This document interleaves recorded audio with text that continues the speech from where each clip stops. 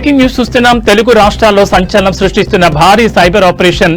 దేశవ్యాప్తంగా విస్తరించిన సైబర్ ముఠా నెట్వర్క్ ను హైదరాబాద్ పోలీసులు విజయవంతంగా ఛేదించారు. ఆపరేషన్ ఆక్టోపస్ పేరుతో రంగంలో దిగిన సైబర్ క్రైమ్ విభాగం ఏకంగా 16 రాష్ట్రాల్లో దాడులు నిర్వహించి వందలాది మంది నిందితులను కటకటాల్లోకి నెట్టింది.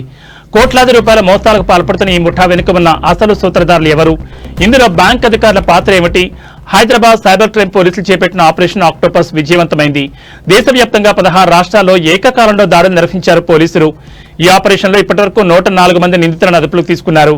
ఆశ్చర్యకరంగా ఈ ముఠాలో కీలక పాత్ర పోషించిన బ్యాంక్ అధికారులను కూడా పోలీసులు అరెస్ట్ చేశారు.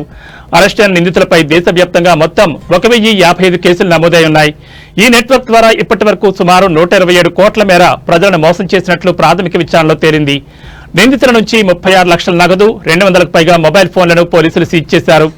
ఈ ఆపరేషన్ ద్వారా సైబర్ నేరగాళ్ల నెట్వర్క్ ను చిన్నాభిన్నం చేసిన హైదరాబాద్ పోలీసులపై సర్వత్రా ప్రశంసలు కురుస్తున్నాయి.